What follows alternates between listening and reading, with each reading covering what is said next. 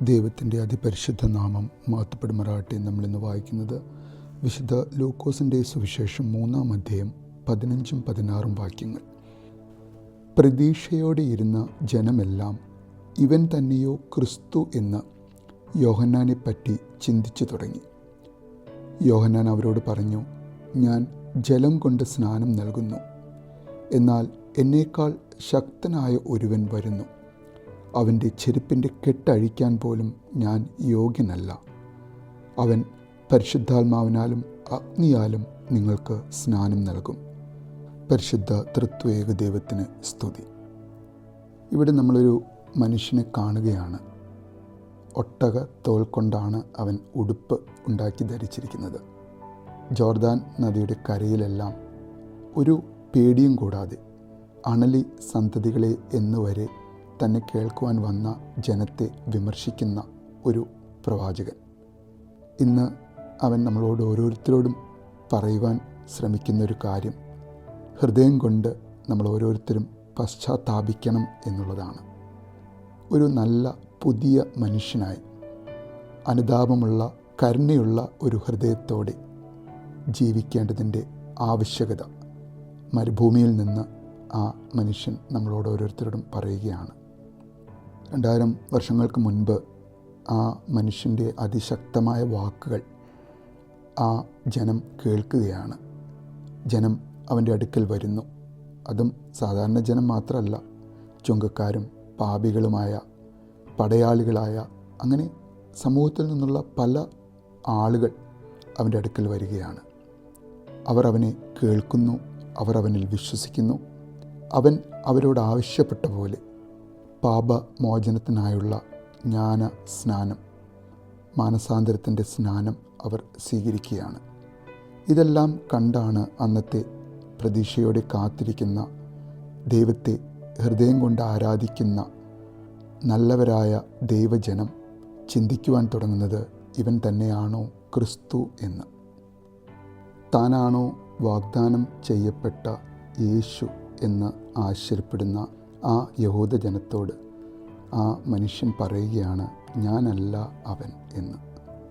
നമുക്കറിയാം, ദൈവം പല കാലഘട്ടങ്ങളിലായി പല പ്രവാചകന്മാരിൽ കൂടി ഏകദേശം 2000 വർഷങ്ങളോളം അവർ കാത്തിരുന്ന മെശിഹ.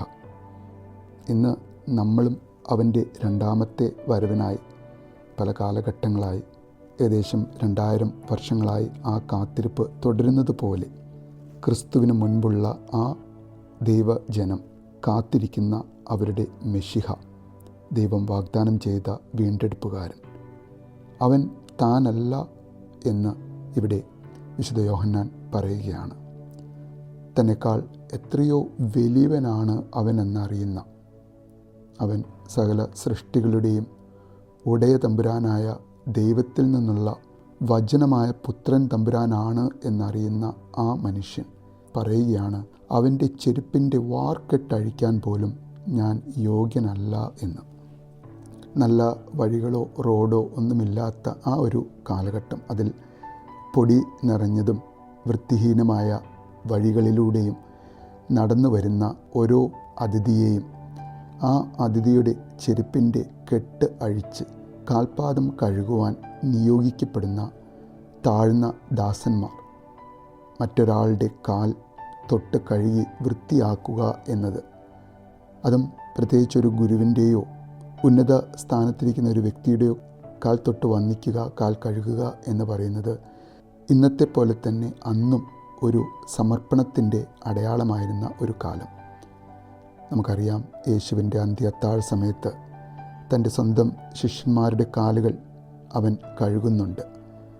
ദൈവമായ താൻ, ഗുരുവായ താൻ തൻ്റെ എല്ലാ പദവിയും ഉപേക്ഷിച്ച് ഒരു ദാസനായി സമർപ്പണത്തിൻ്റെ ഉദാഹരണമായി അവരുടെ കാലുകൾ കഴുകുന്ന ആ സമയം.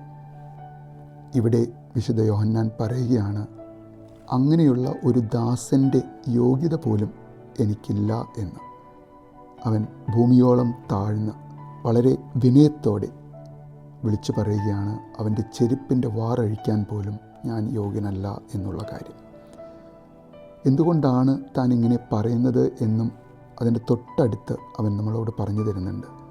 അത് മറ്റൊന്നുമല്ല, ഈ വരുന്നവൻ മശിഹ അവൻ പരിശുദ്ധാത്മാവിനാലും അഗ്നിയാലും സ്നാനം നൽകുവാൻ പോകുന്നവനാണ് എന്ന് അറിയുന്ന വിശുദ്ധ യോഹന്നാൻ. അവൻ തീയാണ്, നമ്മെ ശുദ്ധീകരിക്കുവാനും നമ്മെ ചാരമാക്കുവാനും ശക്തിയുള്ള അഗ്നി. ദൈവമേ, നിന്നെ സ്നേഹിച്ച്, നിന്നെ ബഹുമാനിച്ച്, നിന്നെ ആരാധിച്ച്, നിൻ്റെ പഠിപ്പിക്കലുകൾക്ക് ചെവി കൊടുത്ത് അതിനനുസരിച്ച് ജീവിക്കുന്ന നിൻ്റെ പരിശുദ്ധാത്മാവിൻ്റെ തീയാൽ ഊതിക്കാച്ചിയ ശുദ്ധീകരിക്കപ്പെട്ട ഒരു വ്യക്തിയായി ദൈവമേ ഞങ്ങളെ ഓരോരുത്തരെയും നീ മാറ്റണമേ എന്ന് നമുക്ക് ആഗ്രഹിക്കാം, പ്രാർത്ഥിക്കാം. നല്ലൊരു ദിവസം നേരുന്നു.